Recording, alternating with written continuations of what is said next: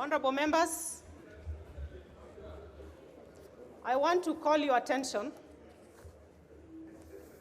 to Standing Order 107. Honorable members, Standing Order 107 addresses the National Assembly to matters of orderly conduct in the House. And in reference to the issue raised by the Honorable Ndindi Nyoro. Honorable Ndindi Nyoro, as a member of this House, by now all of us should know remarks that would be disparaging on fellow members of Parliament, remarks that would put the House into disrepute, and actually discrediting the integrity of the House. And in that, on the same note, the Honorable Fatuma Gedi, you moved around distributing food in the chamber, which is not allowed. Order members, while on the part of the Honorable Ndindi Nyoro, you provided false information, which you have not been able to substantiate. And in that case, before we proceed, I order that both the Honorable Ndindi Nyoro and Honorable Fatuma Gedi be removed from the precincts of the House for the remainder of the sitting, and then we can proceed. For the remainder of the sitting, the Honorable Fatuma Gedi, the Honorable Ndindi Nyoro, for the remainder of the sitting, I order you to get out of the precincts of Parliament.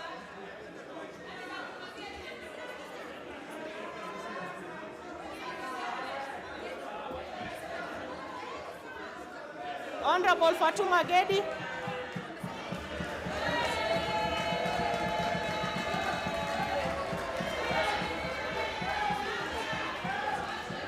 Order.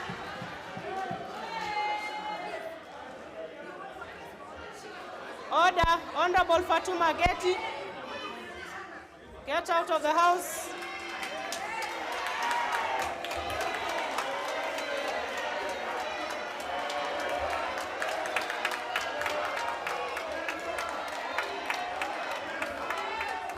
Order. Order, members. Order, members. We can now move on to the next business.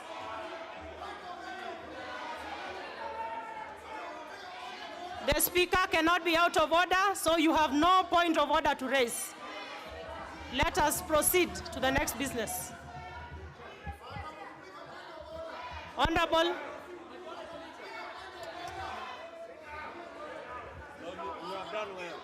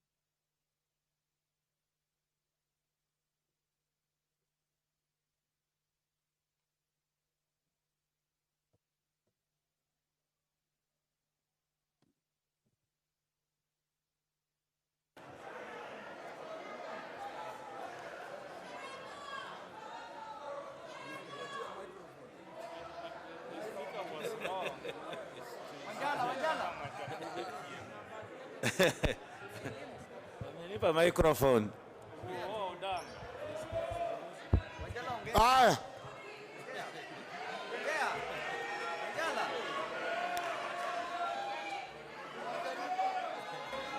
Honorable member, we are back in committee of the whole house. Leader of majority. We were on clause 21. Honorable Chair, I rise on a point of order. And first of all, I wish to congratulate you for restoring order and the wise decision you made. And arising from your own decision, you did indicate that the Honorable Ndindi Nyoro raised some comments that could amount to disparaging of the entire House. Accordingly, Honorable Speaker, Honorable Chair, I would like to ask that you order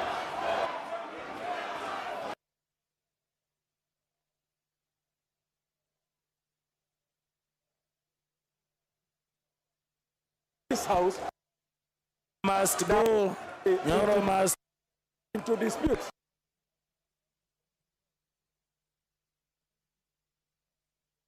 Fact. Order. Order, leader of majority. Order, honorable leader of majority. Honorable leader of majority, surely. I have just made a conclusive ruling, leader of majority. And you're out of order by taking us back. I want to speak. We are proceeding. Let's proceed, honorable members. The Honorable Cecily Mbarire, you know by now that by virtue of the amendment moved by the Honorable Majority Leader and the committee chair of JLAC, that your amendment automatically falls. So that is for your information, Honorable Cecily Mbarire, and I think we can proceed.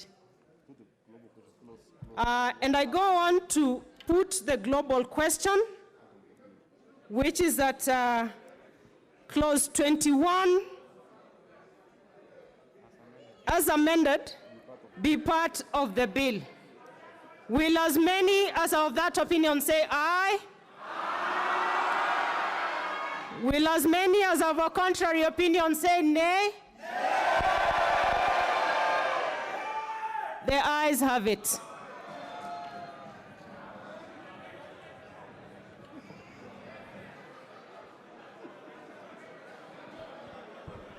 Clause 22.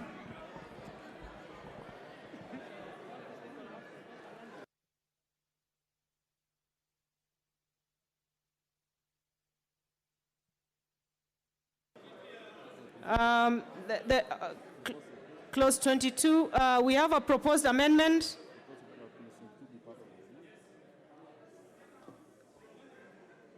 I propose the question that clause 22 be part of the bill.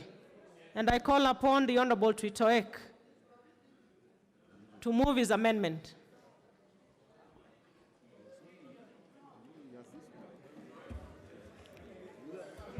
Thank you, Chair, for giving me this opportunity to move this amendment to clause 22.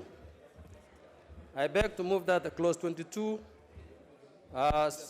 section 38A, be amended as spelled out in the order paper. The issue of nominations in political parties is very important. We see this particular clause attempts to give powers to the registrar to manage nominations of political parties. The political parties chair has already been guided by IBC to deposit their nomination rules by a certain time in October.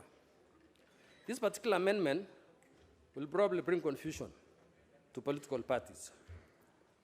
This proposal is to amend 38A by retaining section AB and adding and adding any other method as established by the political party. Secondly, I also propose that we delete 38C, we delete section 38D, delete the proposed section 38E, and in the proposed section 38F by deleting subsection 2, and deleting the proposed section 38G, and finally the proposed section 38H. I beg to move. Thank you. Honorable members, I propose the question, which is that clause 22 be amended as proposed by the Honorable Twitoek.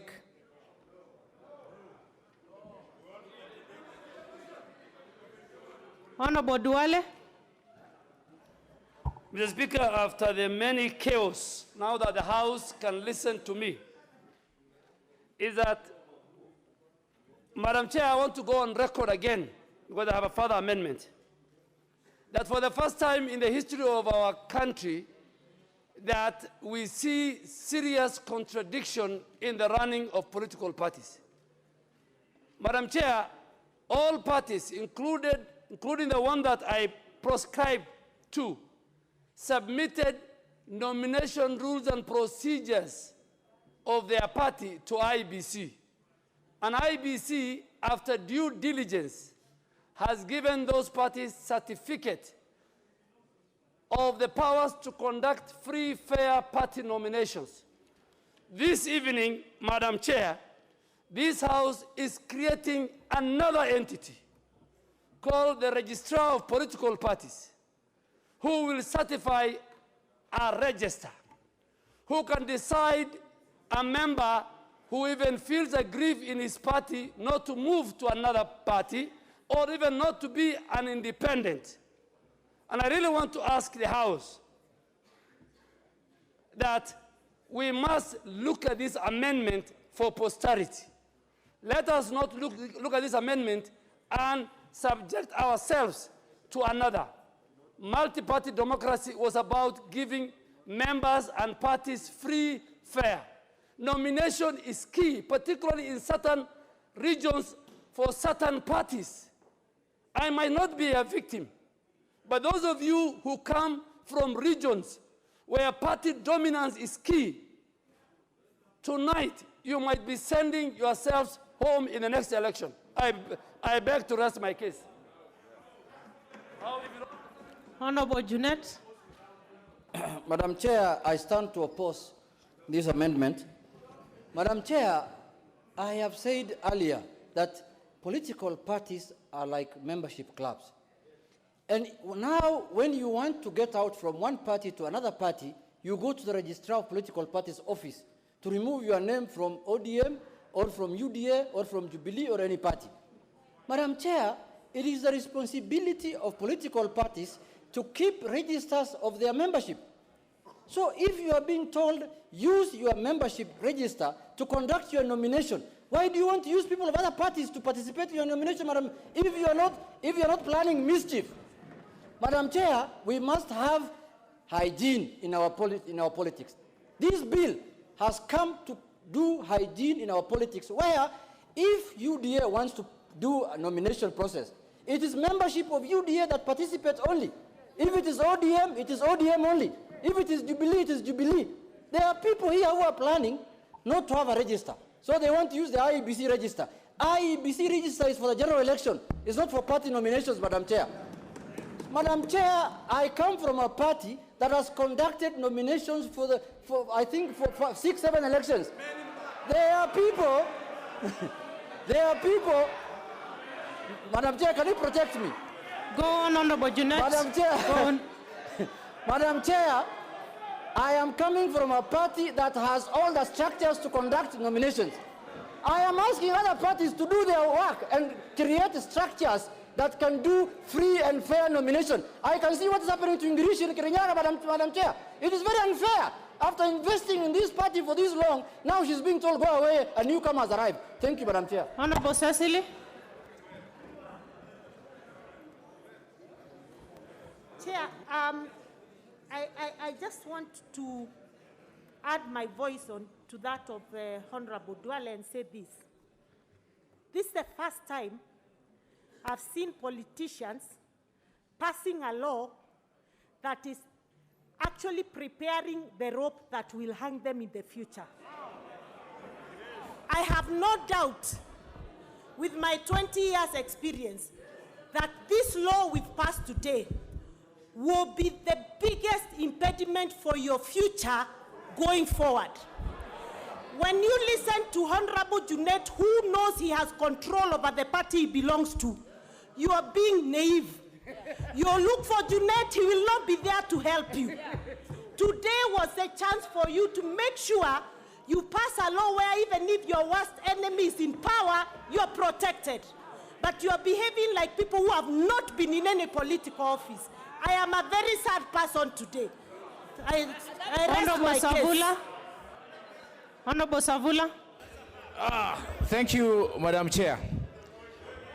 Madam Chair, in this country, we have institutions that regulate and institutions that manages. Madam Speaker, we cannot leave politics of this country and political party to operate in a vacuum. We are strengthening the office of the Registrar of Political Parties to regulate political parties. The work of IEBC is to manage election, not to regulate political parties. Look at the IEBC Act. The IEBC Act does not contain the section that we are trying to put in the political parties bill. There is a regulator and there is a manager for election. If you lump up together regulation of political parties under IEBC, they will not focus on the elections.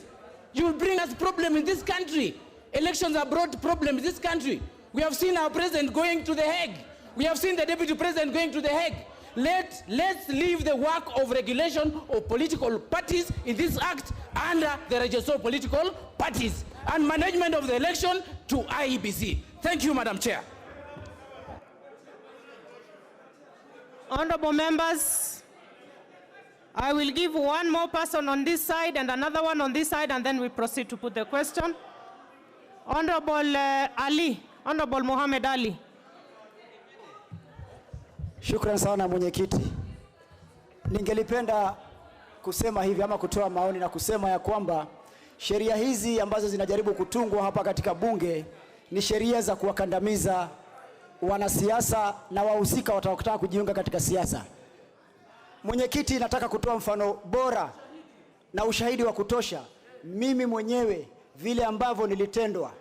Na huyu Junet anazungumza, yeye ndio aliuza tiketi yangu. Kama sio Junet, Honorable Ali, kama sio Junet, address the speaker. Ngoja. Mwenyekiti, kama hakungekuwa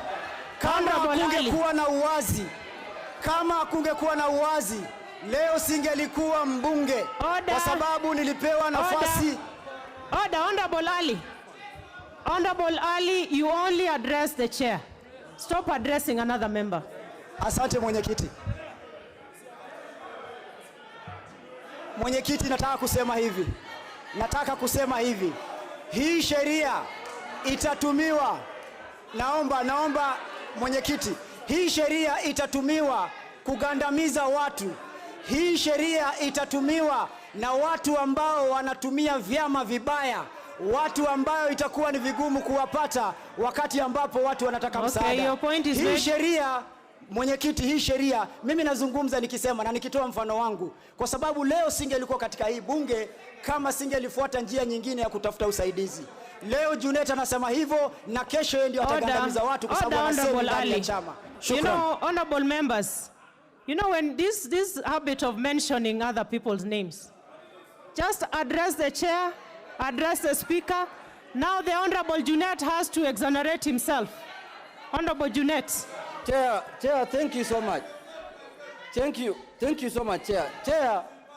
Chair, you see, this is a house of records.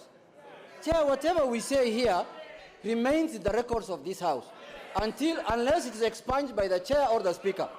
Madam Chair, I never participated in the nomination of Nyali. Secondly, Madam Chair, ODM was not interested in Mohammed Ali, Madam Chair. He was very corrupt when he was working for KTN. ODM chased him away. They were not interested in him, Chair. All right, honorable members. Now I'm going on to put the question. I'm putting the question, which is that clause 22 be amended as proposed by the Honorable Tuitoek. Will as many as of that opinion say aye? Will as many as of a contrary opinion say nay? The nays have it. Okay, I see we have sufficient numbers for division. So I order that we go into the division process.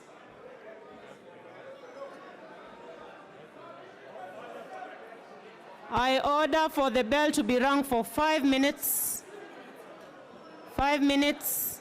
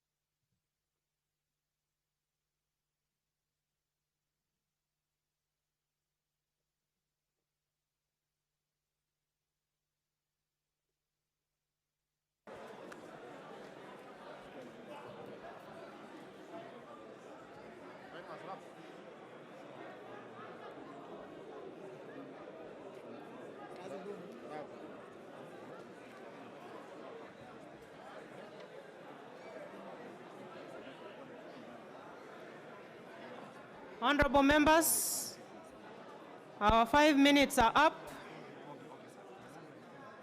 I now order for the doors to be closed and the bars drawn.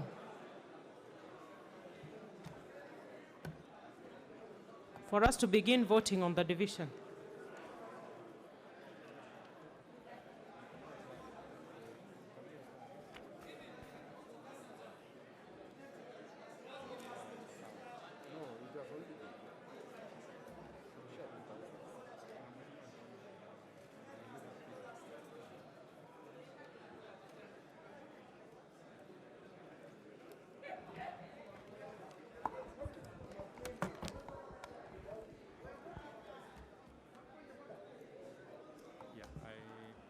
I'm unable to get the screen.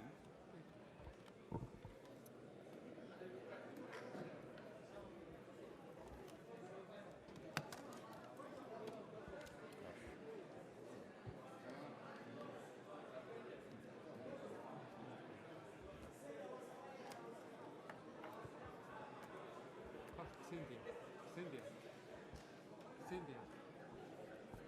The ICT officer.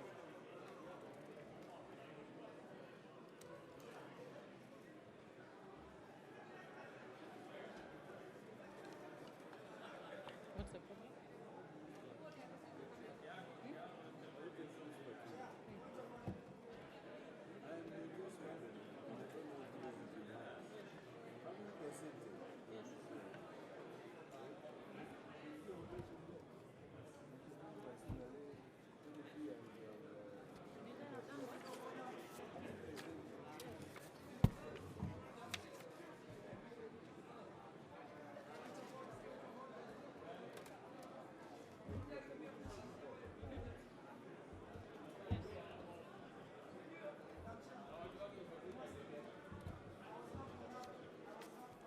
It's overtaken by events. Yeah? It's overtaken by events.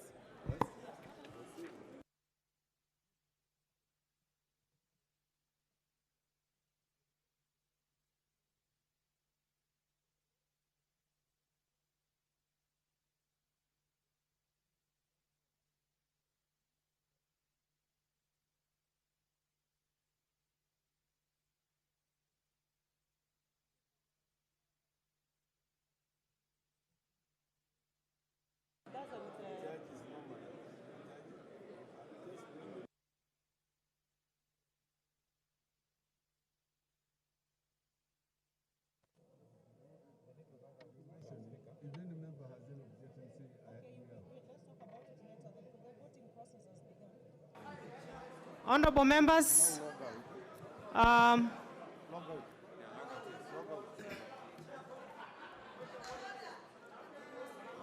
Honorable Mohammed, there is nothing out of order. We are in the process of voting, so there is nothing out of order. Honorable members, let's proceed to voting. Kindly withdraw your cards. Withdraw your cards from the machines.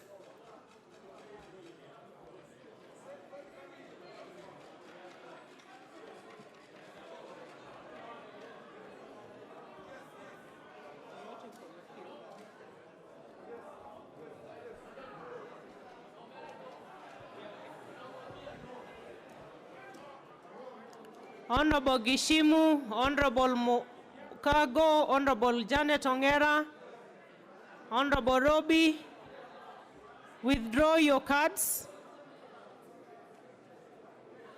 Honorable Nguna,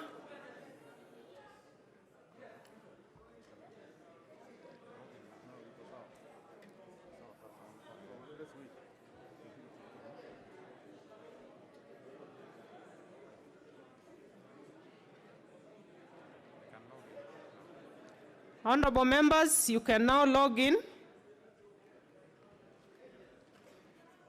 Put your PIN. You have 90 seconds to log in, put your PIN, and then press the mic once or twice. You press once. If it doesn't respond, do a second press.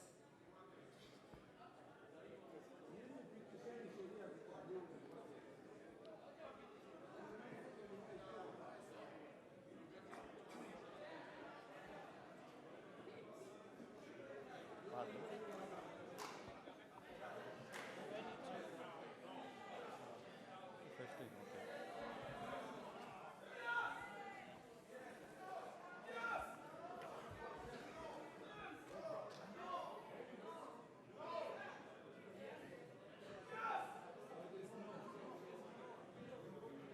many seconds remaining? Yes, yes, yes. But don't put the question first. Don't display. Don't display first. 20? 15 seconds remaining. 15 seconds to go.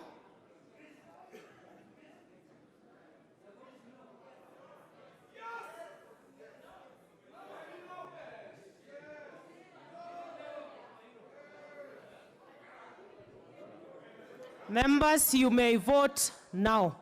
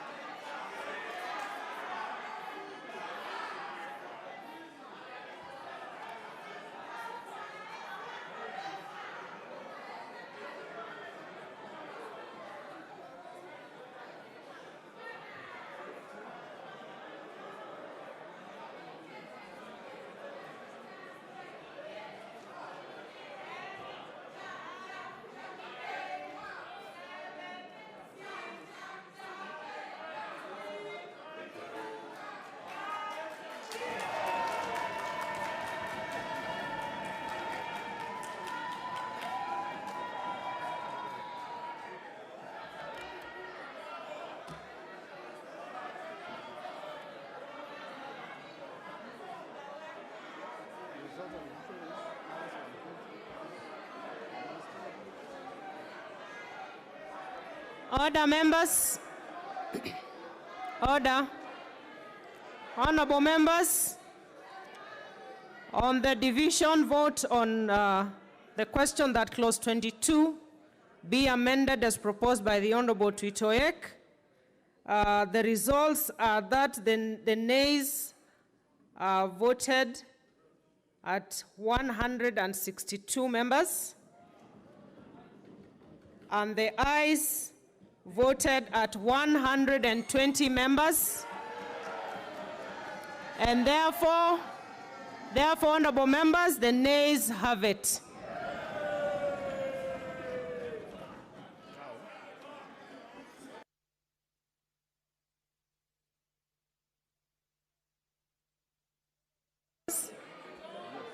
Honorable members, the consequence, I order that the doors be open and the bars drawn open. Honorable members, just listen to the consequence of the amendment by the Honorable Tuitoek. Having failed, we have similar amendments by Honorable Didmas Baraza, which also falls automatically.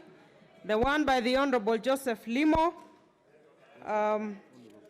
yes, those two amendments fall with those of Honorable Tuitoek. Let's go to the Honorable Bunyasi.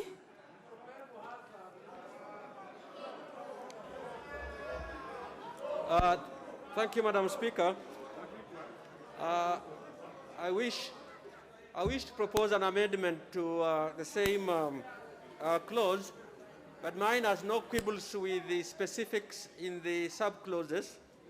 I think it would be much neater if we put that entire detail on the various modes of nomination into regulations and simply require in the law that the registrar shall make regulations relating to party nominations and the better carrying into effect of the provisions of this part, than that too the regulations manner that this shall be approved by both houses of parliament. That's the essence of what I said. Yet the act will read much more neatly than going into a very detailed narration of each nomination method. I beg to move.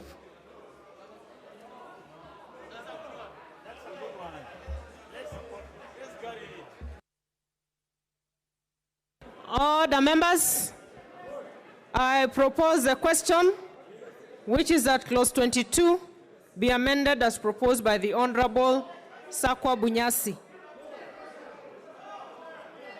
Should I go on to put the question? Honorable Duale. Madam Speaker, Madam Chair, we are not a voting machine.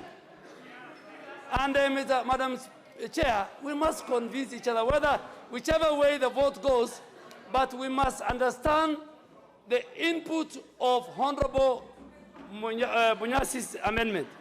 What the Honorable Member for Nambale is saying is that every law that this House makes, there must be a regulation that accompanies it. And the regulation, Madam Chair, is anchored in the Instrument Statutory Act.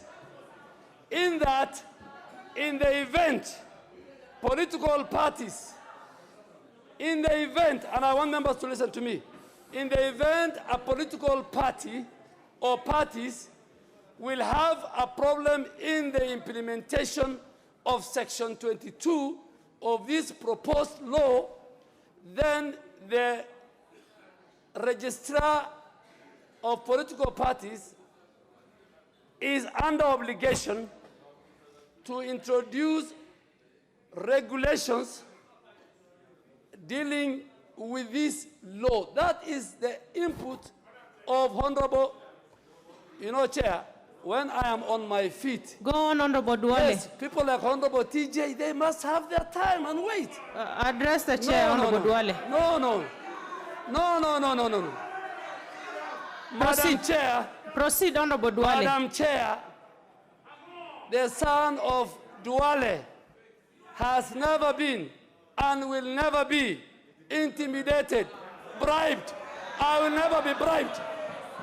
I have never been bribed, I will never be intimidated, and I will represent the people of Garissa in accordance with the Constitution and the oath I took. So those of you who think, address the chair, Honorable Duale. Those who think I have been here 14 years, they should hold their horses. They should hold their horses. Go on, Honorable Duale.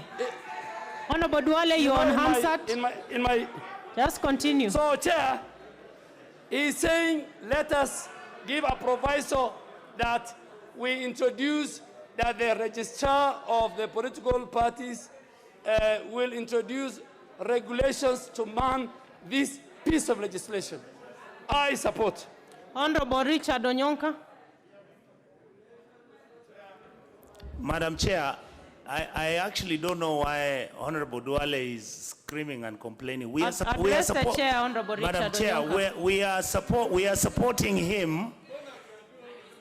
We are actually, this amendment, Madam Chair, is a good amendment and it's logical. And what I wanted to say is that there's no reason why something that is so obviously reasonable cannot be agreed upon. Thank you. Honorable Murugara.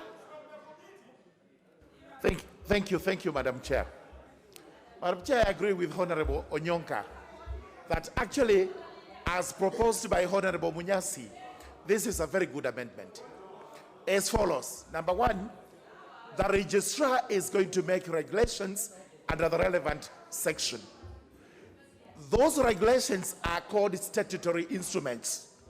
They will go before the delegated legislation committee, where they must be approved. But Once they are approved by the Committee on Delegated Legislation, that is the end of it. The proposal by Honorable Munyasi is that even though the committee is going to approve those regulations, they will have to come to the House so that Parliament can approve. We are trying to give ourselves slightly more power so that we do the right thing. That is a good amendment. Leader of Majority. Honorable Chair, I heavily oppose this amendment by Honorable Munyasi that is being explained on the sweeter side. But what is not being explained is that Honorable Munyasi is intending to delete the entire that 8C, which is about the party registers. But coming through a roundabout route to say that he's introducing party regulations on party nominations. Now, the regulations on party nominations are already provided in the bill in clause 25. So, clause 25 already empowers the registrar to make regulations on conducting party nominations. So you cannot amend what is already in the bill. But it's a roundabout way of achieving what could not be achieved by Honorable Toek's amendment. And this amendment must fail. I will go on to put the question, honorable members. Honorable members, I go on to put the question, which is that clause 22 be amended as proposed by the Honorable Sakwa Munyasi. Will as many as are of that opinion say aye? Aye. Will as many as of a contrary opinion say nay? Nay. The nays have it.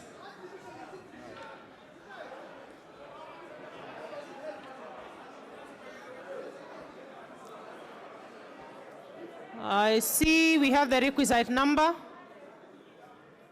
And I order the division bell to be rung for 3 minutes, and then we proceed to voting.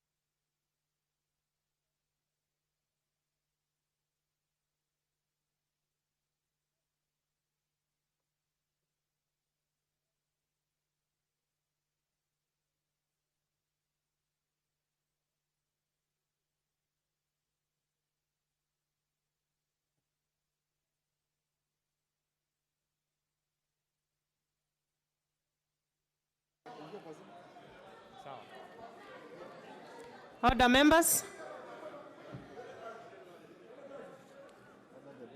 I order for the doors to be closed and the bars drawn together.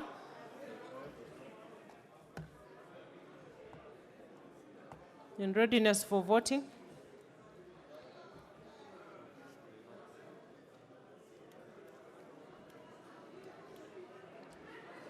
Members, you can now withdraw your cards.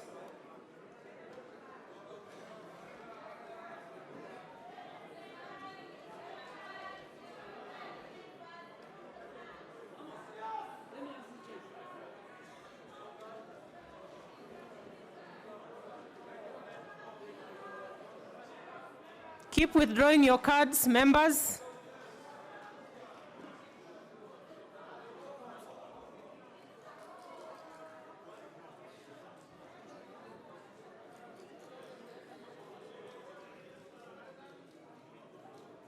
Members, withdraw your cards. We still have so many logged in.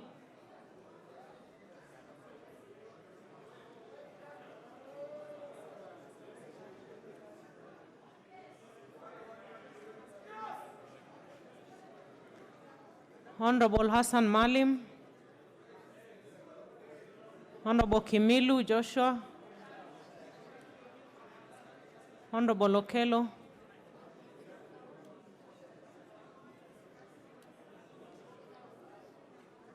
Honorable Hassan Malim, please take out your card.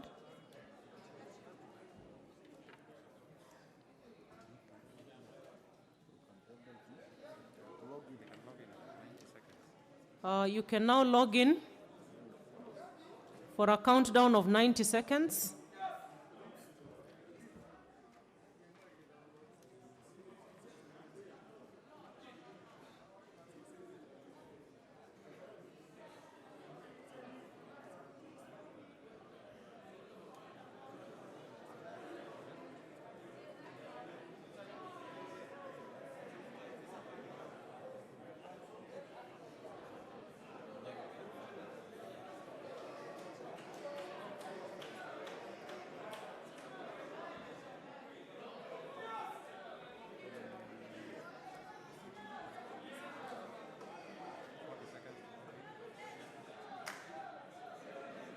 Uh, 40 seconds to go.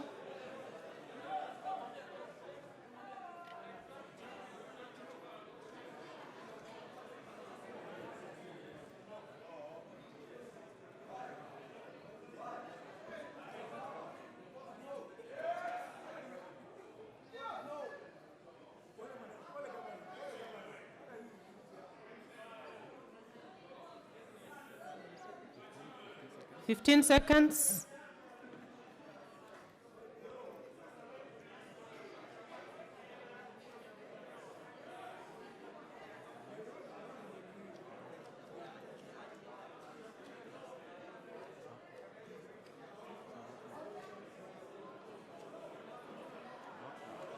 Members, vote now.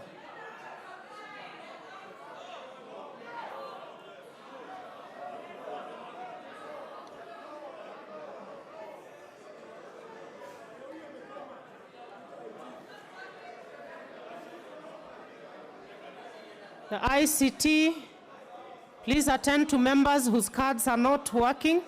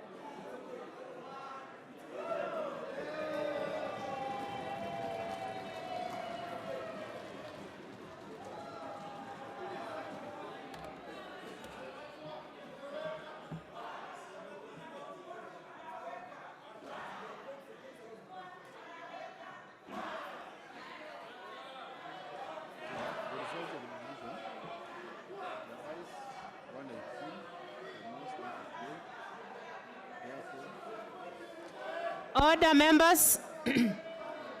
Order, members. The results.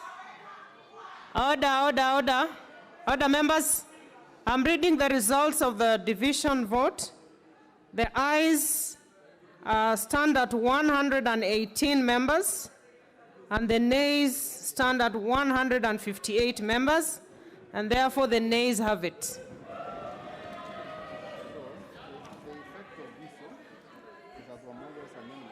Honorable members, the effect of Honorable Bunyasi's amendment affects Honorable Chris Wamalwa's. They were similar, and therefore Honorable Chris Wamalwa's amendment falls.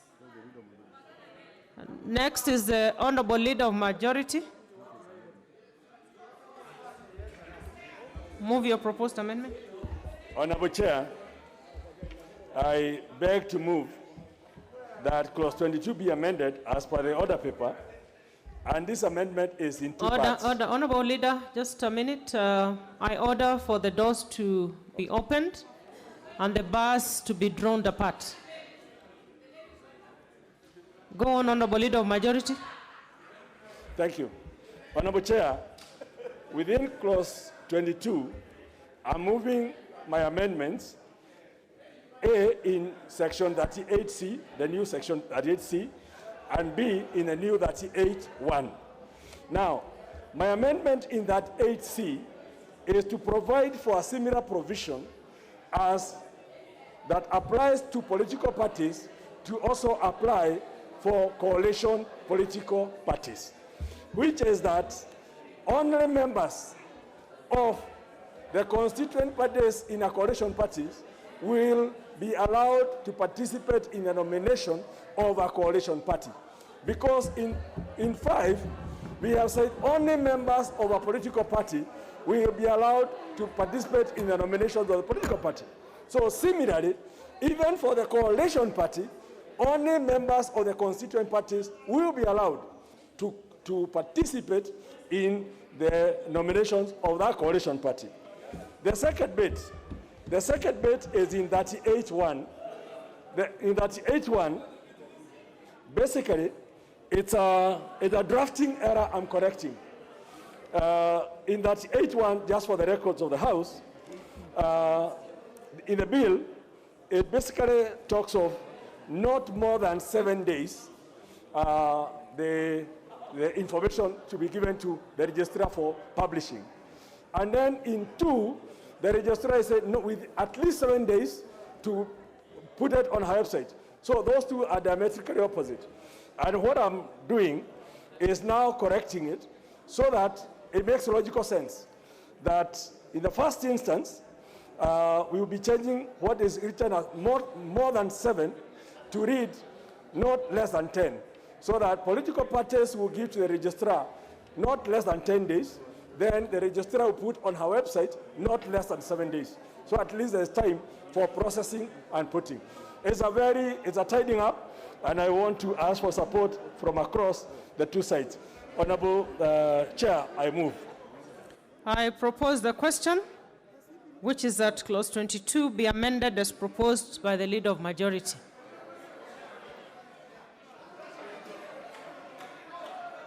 Honorable Ngeno.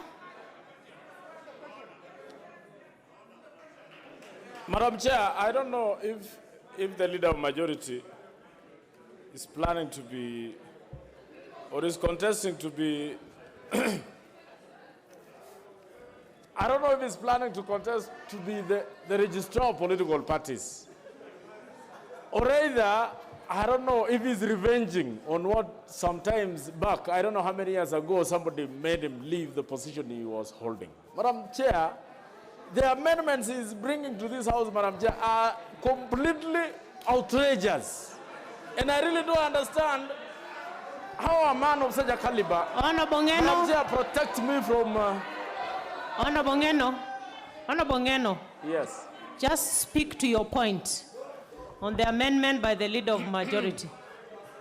You know, Madam Chair, what I was saying is that the amendments which actually the Leader of Majority is bringing to this House, Madam Chair, are extremely outrageous and unconstitutional. These amendments are going to bring chaos in this country, Madam Chair. Because you know, we are doing amendments while we are approaching an election, and amendments that are going to bring problems to parties. And you know, when problems arise in parties, Madam Chair, the same problems will be transferred to the general election. When parties undergo a chaotic nomination, Madam Chair, obviously we are going to have a chaotic elections. I really think these amendments, Madam Chair, should, I don't know, maybe they will pass because of the numbers, because of the tyranny of numbers. But what I will say, Madam Chair, is that we are doing wrong to the constitution of this country. Honorable Owino. Honorable Owino. I thank you, Honorable Chair. At the top, there will be convergence. You're Honorable Owino, right? Okello. Okello. Yeah. Yes, Honorable Okello. MP for Nyando, for the record. Yep. Honorable Speaker, I'm saying that there will be convergence at the top, at the office of the President and the Deputy. If we do not have such controls where only members aligned to that coalition vote for that leader, there is the danger of intrusion by other parties in order to mess up an electoral process over coalition. And that is why this bill is very critical to us, very important, to avoid any betrayal by intruders from other quarters, and I thank you. I go on to put the question, which is that clause 22 be amended as proposed by the leader of majority. Will as many as of that opinion say aye? Aye. Will as many as of a contrary opinion say nay? Nay. The ayes have it. Next, we have the Honorable Kimani Ichung'wah and Honorable Alice Wahome. I guess Honorable Ichung'wah will go first.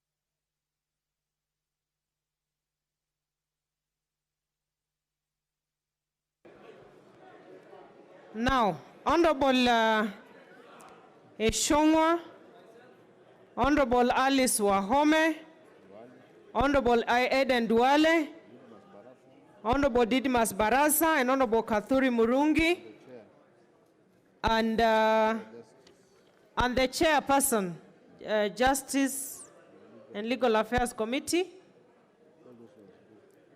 by virtue of the Leader of Majority's amendment going through, these amendments have fallen. They have fallen. The amendments have fallen by those honorable members. Honorable Duale.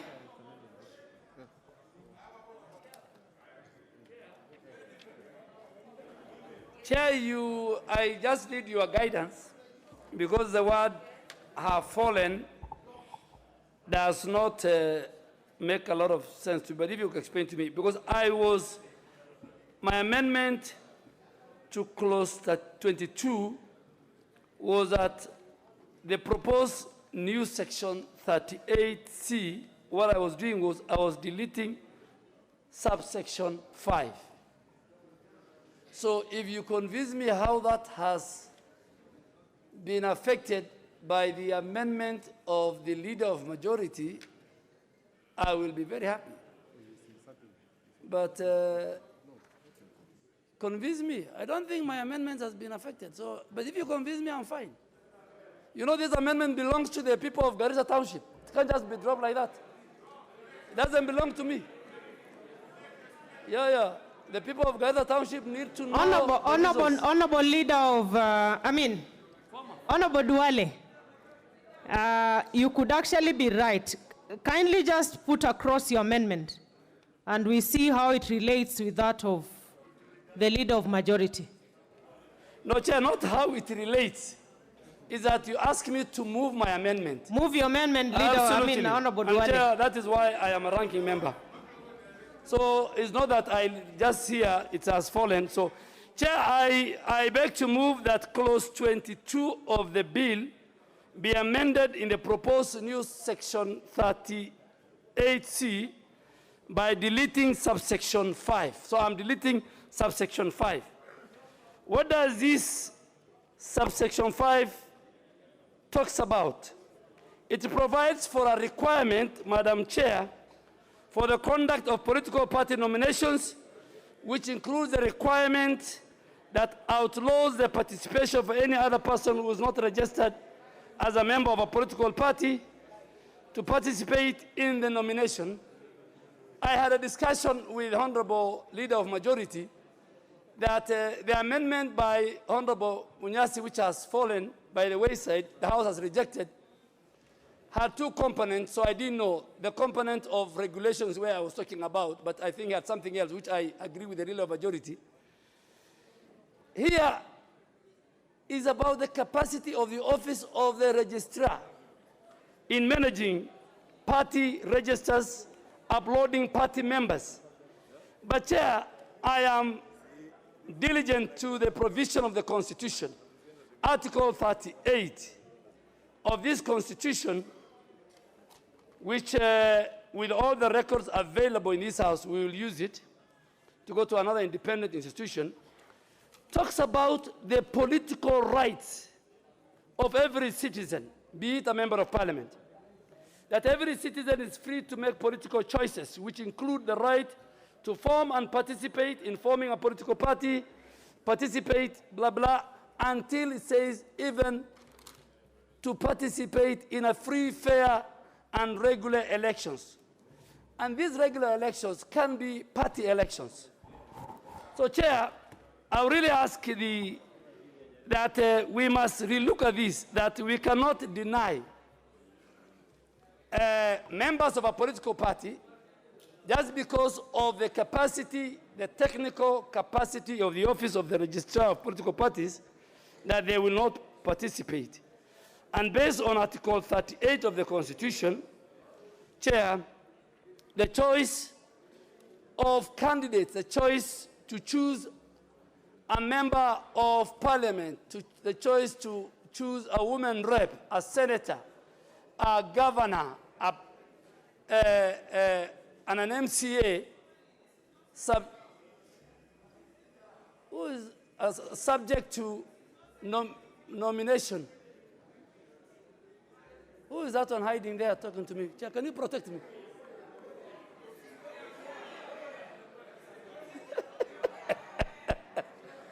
What's wrong with you guys? I have the floor, and I'm representing the people of Garissa. What's wrong with you? Order, Honorable Duale. Yeah, if they don't want to represent their people, so be it. Focus, Honorable Duale, and address the chair. In my community, women respect men like me. Order. Order, Honorable Duale. Order. I said in my community. I said in my community. Order. Honorable Duale, please continue with your amendment, Okay, Honorable Chair. Duale. Okay, Chair, I will. Chair, I say so. This shall technically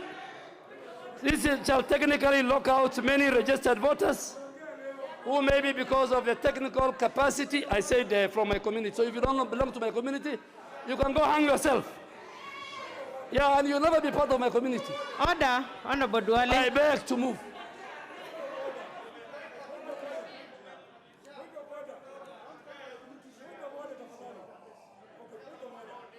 What is out of order?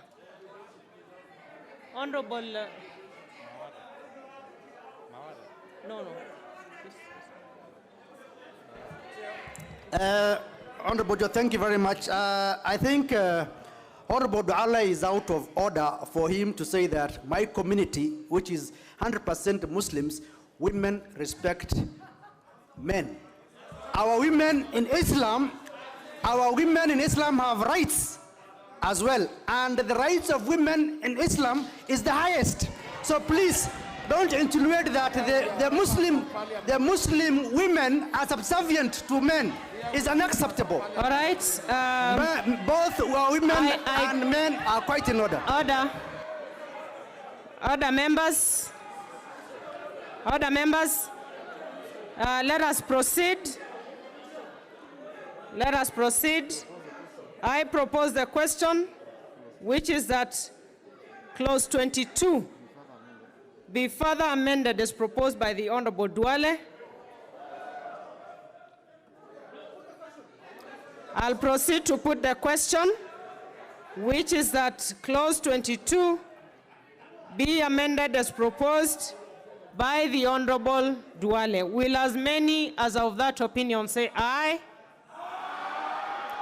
Will as many as of a contrary opinion say nay? The nays have it.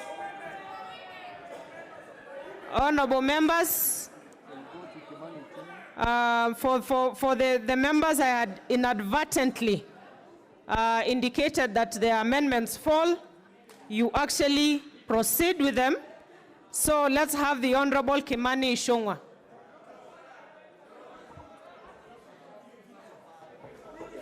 Thank you, Honorable Chair.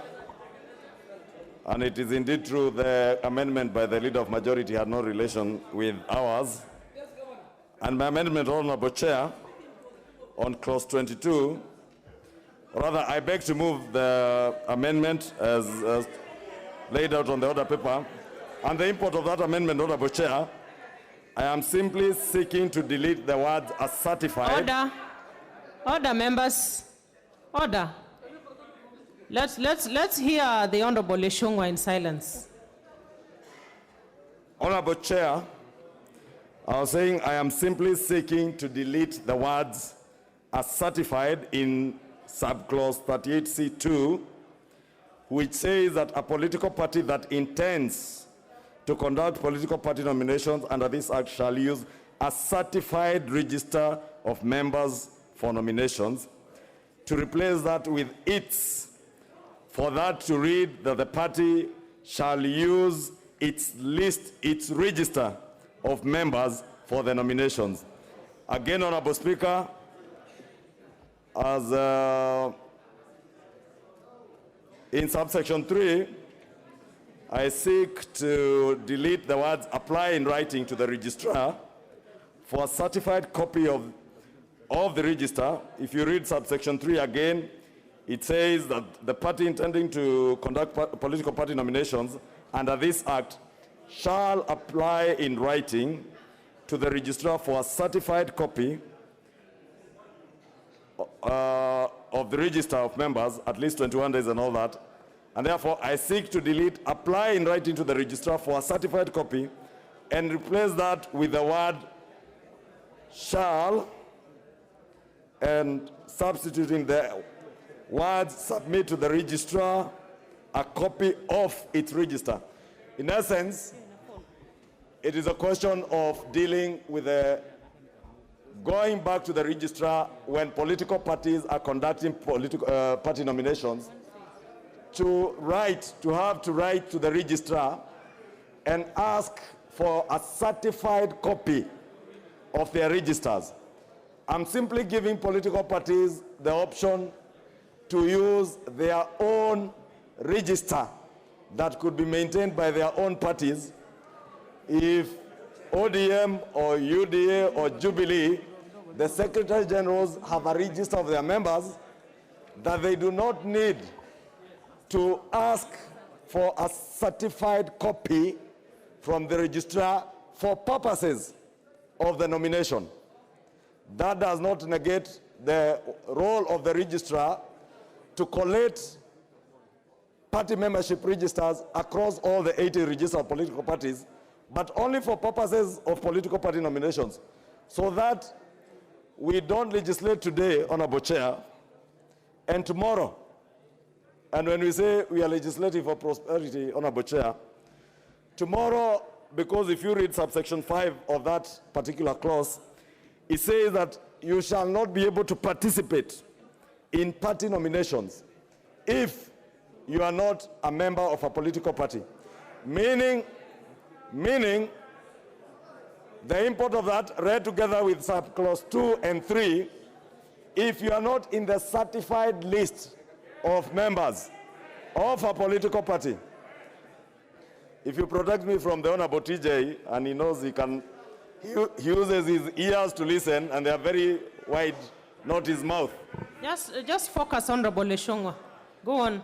I was saying, Honorable Chair, if you read 2, 3 together with 5, it means therefore that if you, as a member of parliament who is running for nomination, your name fails to appear in the certified list from the registrar of political parties, then you may not, or rather you shall not participate either to vote or to be voted for in the party nominations.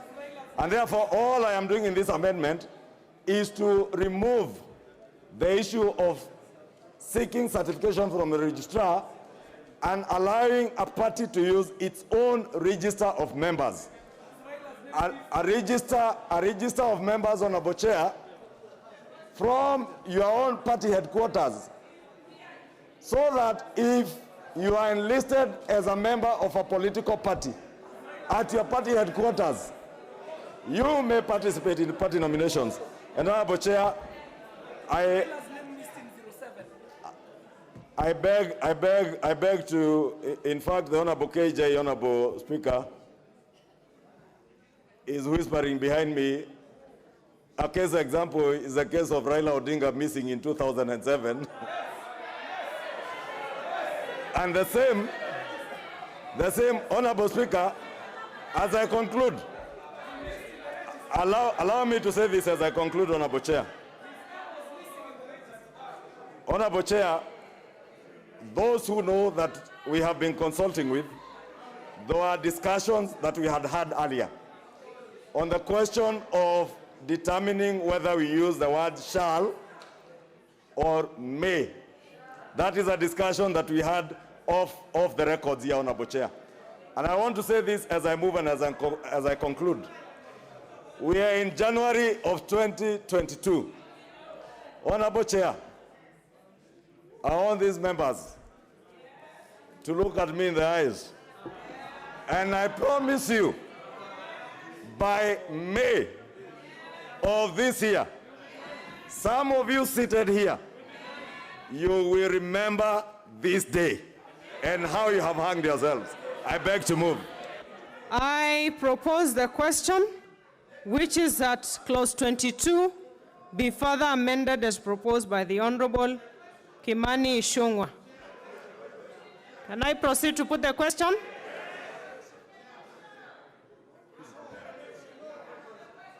Honorable Sankok.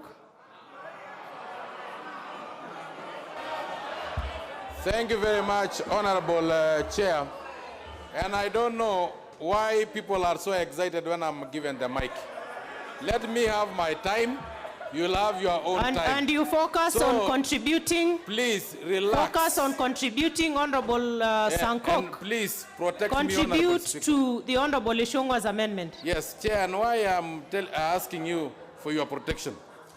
Just when I was coming in, I almost fall down here because a Sergeant Atam snatched an envelope from me, and I think the CCTV You're are out here. of order, Honorable Sankok. No, I have to say the truth. So you're out of order, Honorable Sankok.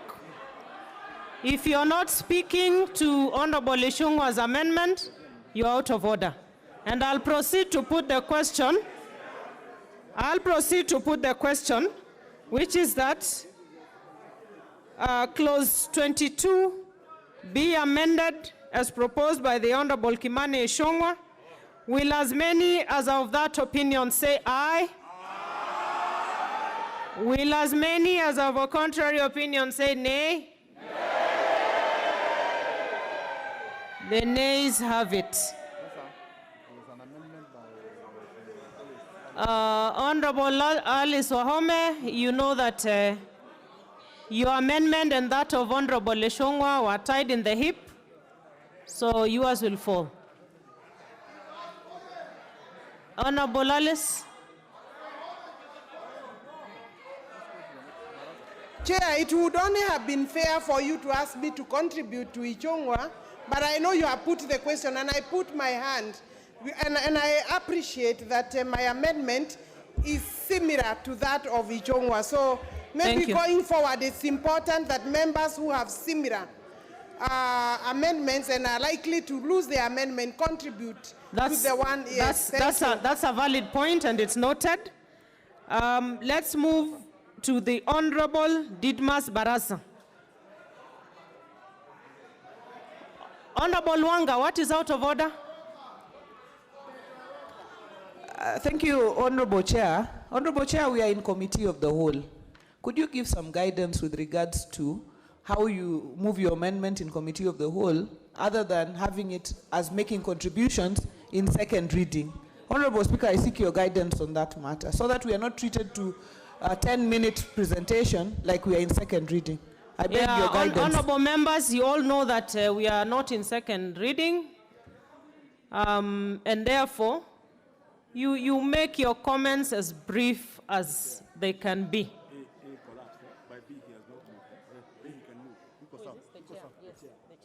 So let's have the Honorable Didmas Barasa.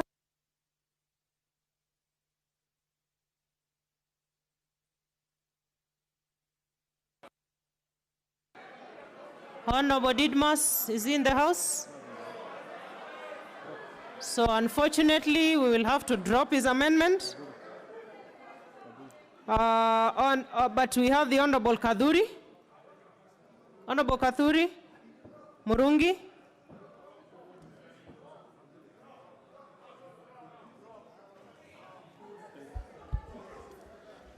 Thank you, Honorable Chair. Honorable Chair, I want to request our colleagues on the other side to be a bit patient. Yes, actually, your amendment is actually similar to that of the Honorable Didmas. Yes, so now that you can go on. I want to execute the the amendment. Yes, thank you. So, Madam Chair, I beg to move my amendment on Clause 22 by amending. I propose that we have a new section 80C by deleting subsection 2